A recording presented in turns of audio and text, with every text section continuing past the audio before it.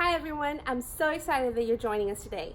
Today we're going to be doing the second part of the creation story, but first, let's review. Last week we talked about creation and we talked about the first 3 days and what God created. So exciting to know that God created everything by just speaking it into being. We talked about the first day, how He separated the light from the darkness and He made day and night. And that was super cool. On the second day, God separated the waters and He made the sky and then He made the waters on the earth. And on the third day, He separated the land from the water and He created the seas and the land, and He created plants and vegetation and trees that had fruit on them and all kinds of amazing things. Well, this week, we're going to talk about the next 4 days. All right, everyone, let's get started with our part 2 on creation.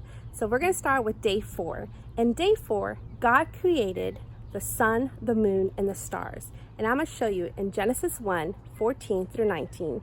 That's what it says that God created. So you ready? I'm going to read it to you.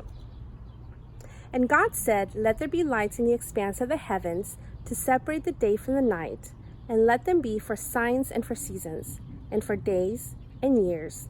And let them be lights in the expanse of the heavens to give light upon the earth."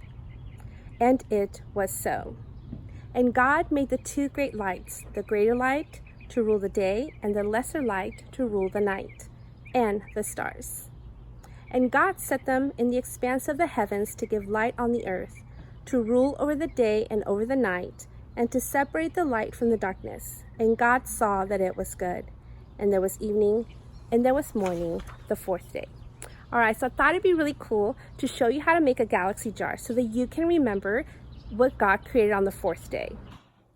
Okay guys, so I'm going to show you how to make a galaxy jar, and you're going to need a few things for that. You're going to obviously need some water, a jar, and a funnel to put your water in so you don't make a mess, some cotton balls, some paint, and some glitter. All right, so you ready? Okay, here we go. So first we're going to fill up the bottom about 1/4 of the way. Okay, then we're going to put some paint in there, and I'm going to choose a dark blue first. Okay, and then you're going to put some glitter in there.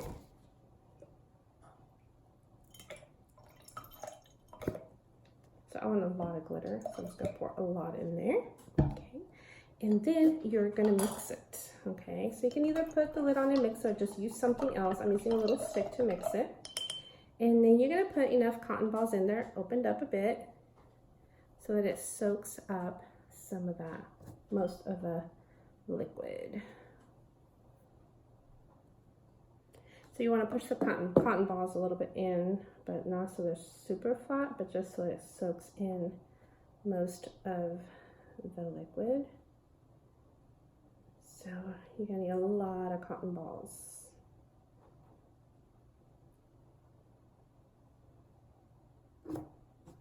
Maybe one more.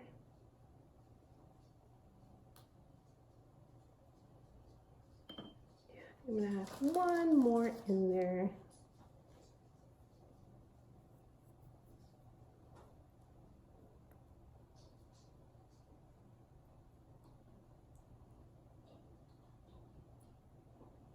Okay, so once that's soaked in, okay, you're going to layer it. You're going to put your second color and then your third color. Okay, and you do the same way. You put water, paint, the glitter. All right, so.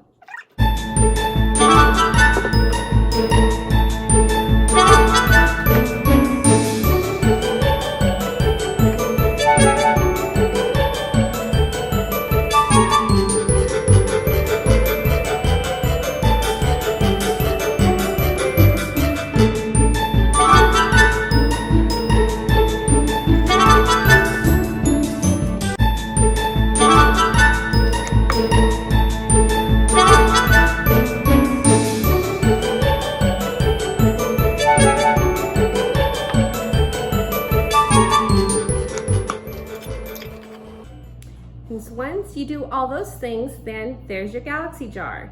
So you can turn it upside down and play with it and see what happens. And just remember that on the 4th day, God created the sun, the moon, and the stars. All right, let's go on to day 5. day 5 is found in Genesis 1 and it's verse 20 to 23. And I'm going to read it to you, okay? Here we go. And God said, "Let the waters swarm with swarms of living creatures, and let birds fly above the earth across the expanse of the heavens."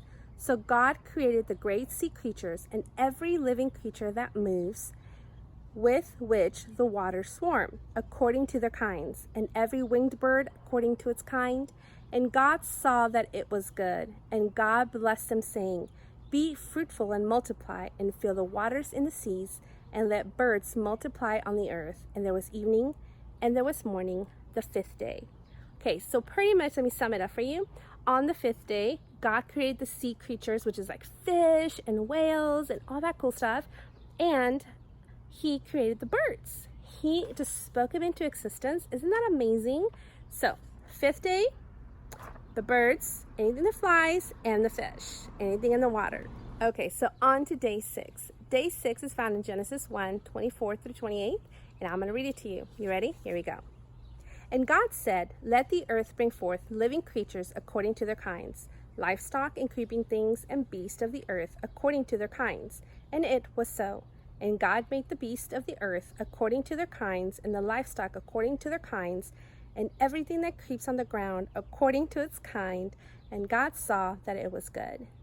Then God said, "Let us make man in our image, after our likeness, and let them have dominion over the fish of the sea, over the birds of the heavens, and over the livestock, and over all the earth, and over every creeping thing that creeps on the earth." So God created man in his own image. In the image of God he created him.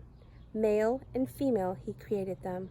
And God blessed them, and God said to them, "Be fruitful and multiply, and fill the earth and subdue it, and have dominion over the fish of the sea, and over the birds of the heavens, and over every living thing that moves on the earth."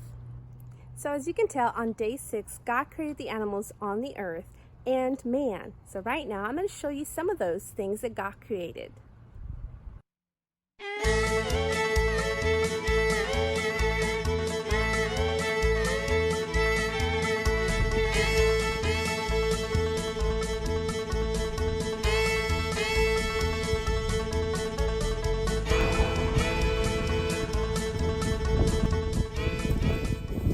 I hope you enjoyed our 2-part series on creation. And I want to encourage you to go out there and enjoy nature. Enjoy all the wonderful things that God created. Until next time, have a great week. And I can't wait to see you again. Bye.